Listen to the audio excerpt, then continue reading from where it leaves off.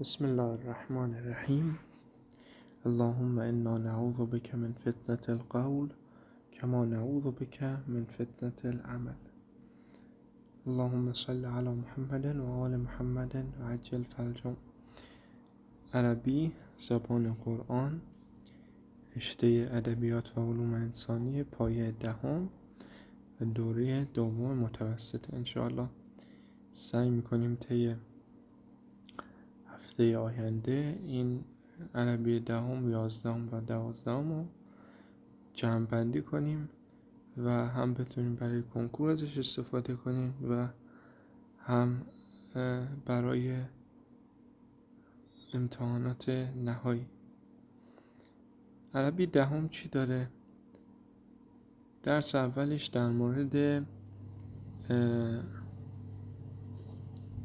درس اول این قرائتش ذاکه و الله هستش و قواعدش حول افعال، ضمایر، اسماء اشاره میچرخه و یک آشنایی هم به ما میده. درس دوم چی؟ درس دوم اسم نصش یا اون متنش انکم مسئولون هست و قواعدش از عدد 1 تا عدد 100 میاد توضیح میده که مثلا اگه یک عدد داشته باشیم، مثلا 11 کوکبن، نکاتش زیاده. آیا این احد و عشر با این کوکب باید همجنس باشن، جفتشون مذکر باشن یا جفتشون مؤنث باشن یا که نه؟ و نکته دومی که این احد عشر، این کوکب آیا باید میشد کواکب یا نه همین کوکب درسته بعد مفرد بیاد، با اینکه ما میگیم 11 تا ستاره، 11 تا ماه یا سیاره یا ستاره. حالا در مورد این بیشتر توضیح میدیم انشاءالله. قواعد رو طی 1-2-3 ساعت در یک جلسه جمع بندی میکنیم. و فی مطار النجف هم درس دوم شامل میشه. درس سوم در مورد مطر السمک، همون باران ماهی صحبت میکنه و میره قواعدش فعل ثلاثی مجرد و مزید رو برای ما توضیح میده و مکالمش هم در مورد فی قسم الجوازات، یعنی در قسمت این چیزا، این پاسپورت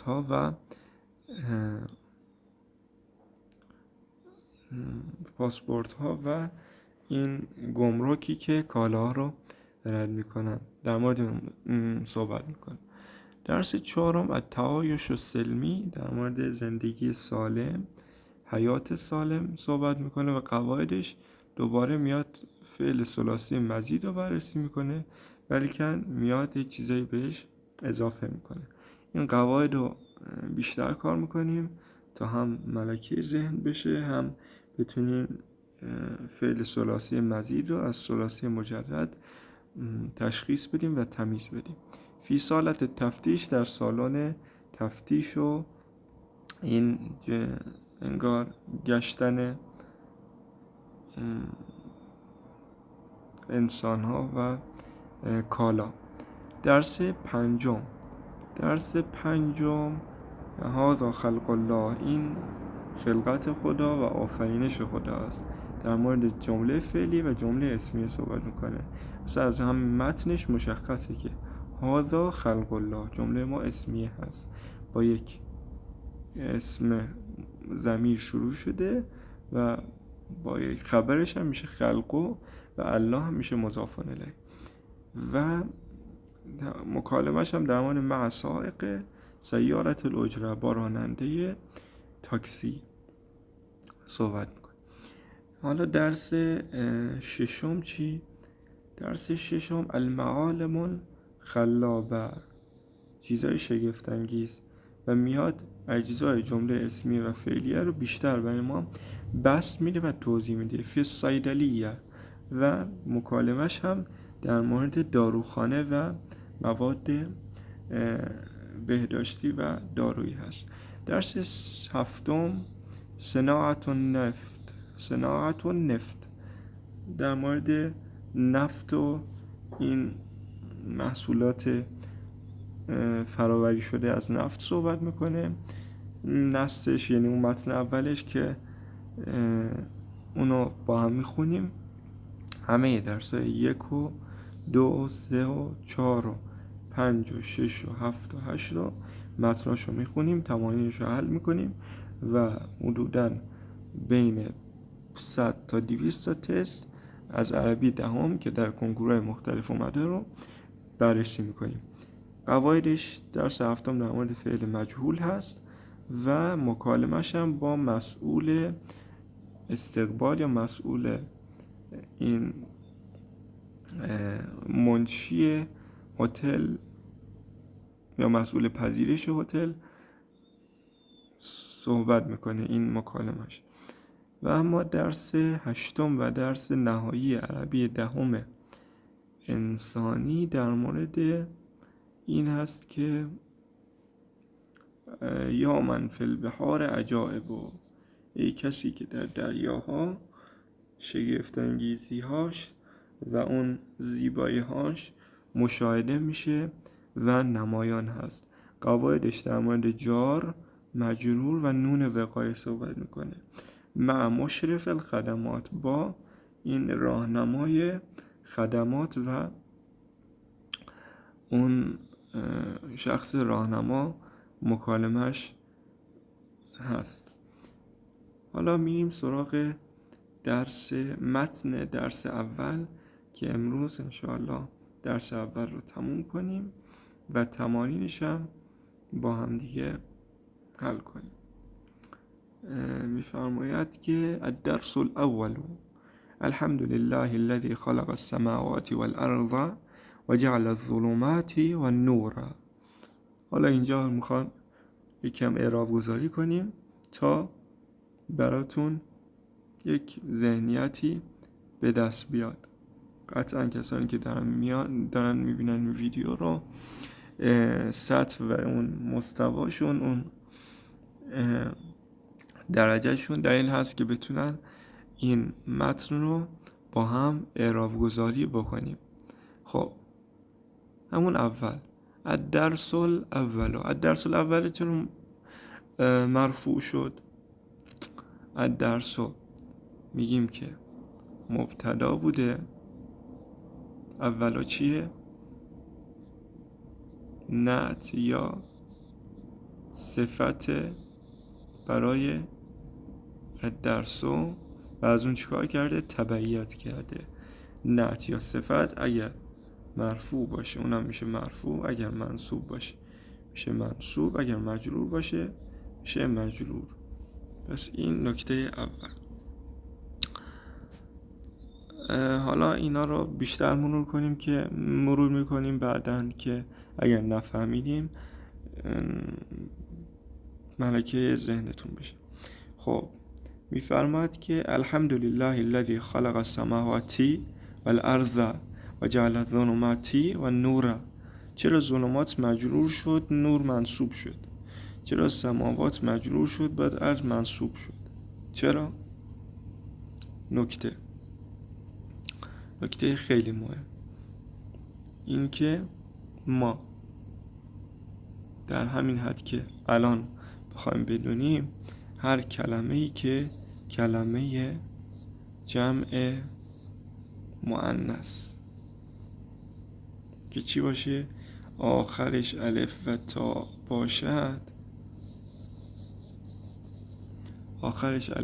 باشد، چیکار میشه؟ به جای نصب جر میگیرد. به هیچ عنوان مثل مسلمات، رأیتو مسلمات باید بشه دیگه، ولی که اینجا چیکار میشه؟ جر میگیره به جای نصب گرفتن. حالا اینجا هم همینطوره، میگه که خلق کرد. چه چیزی رو خلق کرد؟ سماوات.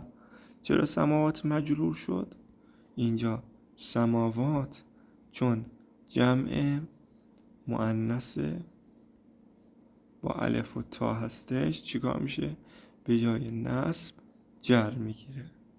والارض آیا آخرش الف و تا داره؟ خیر، پس منصوب میشه و اون علامت فتحه در اون ظاهر میشه.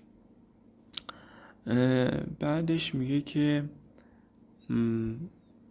و جعل الظلمات و نور، و قرار داد چه چیزا قرار داد؟ یک نکته، جعل از فعلهایی است که چی؟ نیازمند 2 مفعول هست، مفعول 1 مفعول 2. اینا باید که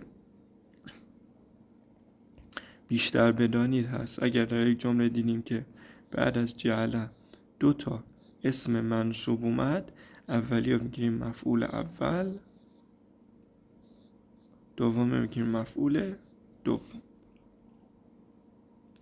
ولیکن اینجا چیکار شده؟ اینجا از ظلمات قرار بوده بشه از ظلمات تا، ولی اینجا شده از ظلمات. چرا؟ چون الف و تا در آخرش وجود داره. حالا سوال، والارض و النور چرا منصوب شد؟ آیا والنور و والارض این 2 مفعولون به برای خلق و جعل است؟ خیر. چرا؟ چون قبل اونها واو عطف اومده. هر کلمه‌ای که دیدیم قبلش واو عطف وجود داره چیکارش میکنیم؟ از ما قبلش تبعیت میکنه. اگر ما قبلش مرفوع بود نمیشه مرفوع، اگر ما قبلش منصوب بود این میشه منصوب، اگر ما قبلش مجرور بود این هم میشه چی؟ مجرور. این هم نکته مهم برای آزمون ها. خب میفرماید الدرس الاول ذاک هو الله انظر لتلك الشجرة ذات الغصون النضرة كيف نمت من حبة وكيف صارت شجرة فابحث وقل من ذا الذي يخرج منها الثمرة وانظر إلى الشمس التي جذوتها مستعرة فيها ضياء وبها حرارة منتشرة من ذا الذي أوجدها في الجو مثل الشررة ذاك هو الله الذي أنعمه منهمرة ذو حكمة بالغة وقدرة مقتدرة انظر إلى الليل فمن أوجد فيها قمرة وزانه بأنجم كالدرر المنتشرة وانظر إلى الغيم فمن أنزل منه مطرة فصير الأرض به بعد اغبرار خضرة وانظر إلى المرء وقل من شق فيه بصره من ذا الذي جهزه بقوة مفتكرة ذاك هو الله الذي انعمه منهمرة.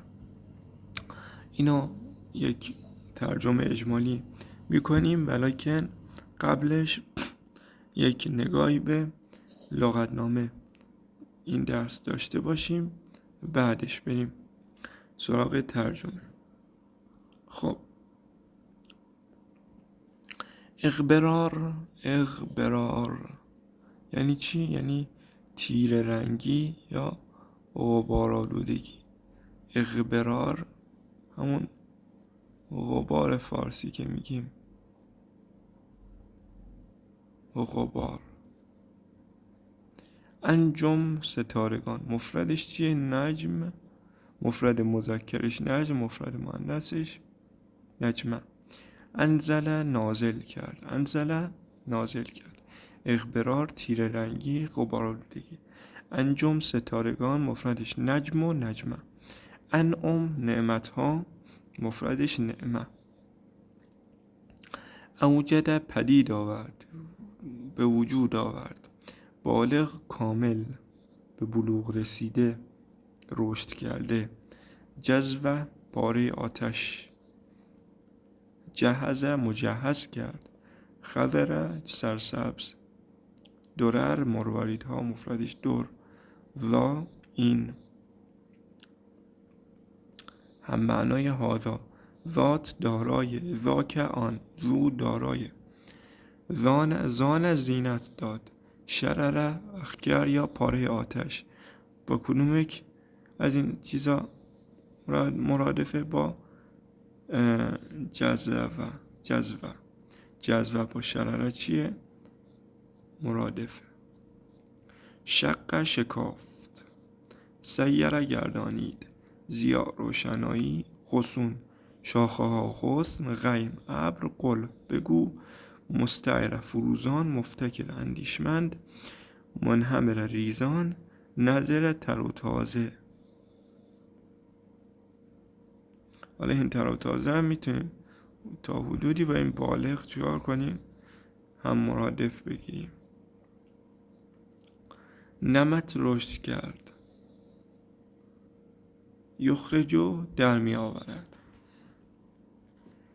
خب میریم سراغ معنای متن. ذاک هو الله، آن همان خدا است. ذاک آن همان خدا است. انظر نگاه کن به آن درخت، دارای شاخه های تر و تازه، که چطور رویید از دانه ای و چطور به درختی تبدیل شد. پس بگرد و بگو که چه کسی است آن یا این خدا. یخرج منها الثمره، که در می آورد، خارج می کند از آن، یعنی از آن درخت، میوه را. اینجا میوه ای نه دیگه، میوه، چون معرفه واقع شده.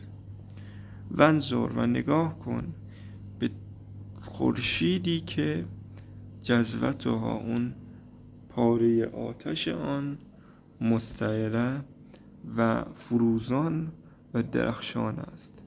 در آن یعنی در آن خورشید نوری است و با آن حرارتی یا به وسیله آن حرارتی منتشر می شود. چه کسی است این خدا که پدید آورد آن را در جو یا در فضایی مثل پاره آتش.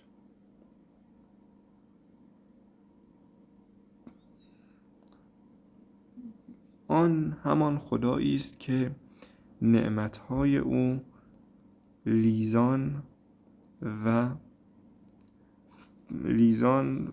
است، دارای حکمتی کامل و قدرتی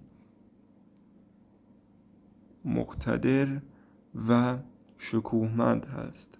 نگاه کن به شب، پس چه کسی آن را پدید آورد؟ پس چه کسی پدید آورد در آن ماهش را؟ ماه چه کسی را؟ ماه لیل را.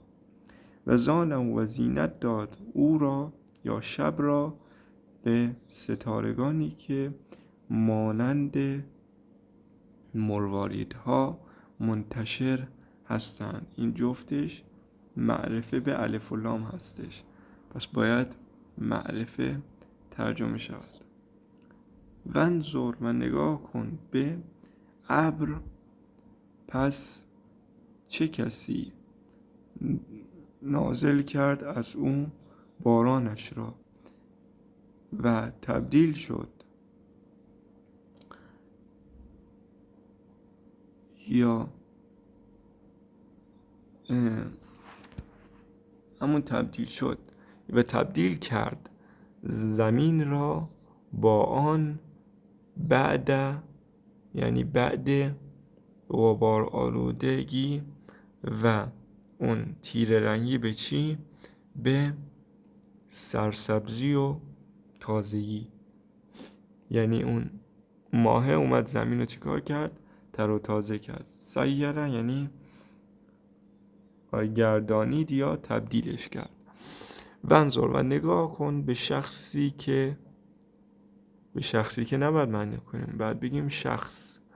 نگاه کن به شخص یا اون فرد، چون معرفه هستش. و بگو که چه کسی شق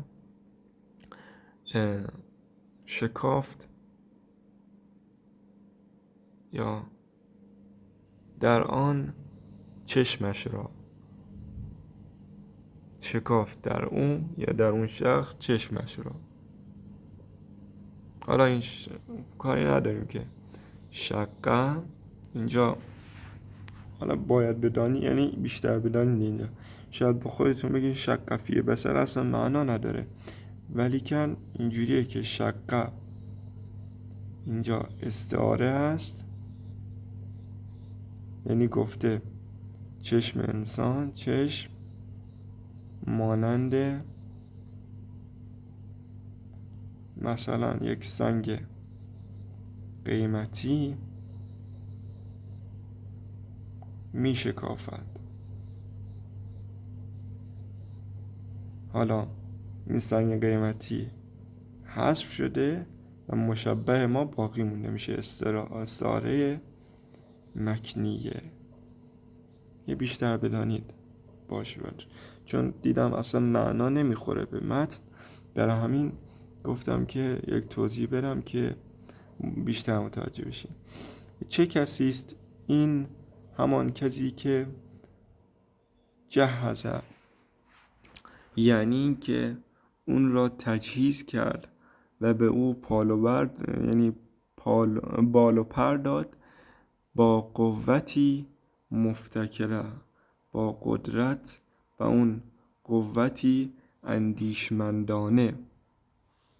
پس این قوت باید چجوری معنا بشه؟ معرفه نیست، پس باید نکنه با قوتی مفتکر و اندیشمندانه. آن همان خدایی است که نعمتهای او ریزان و زیاد است. این از متن درس اول. میریم سراغ قواعد درس اول.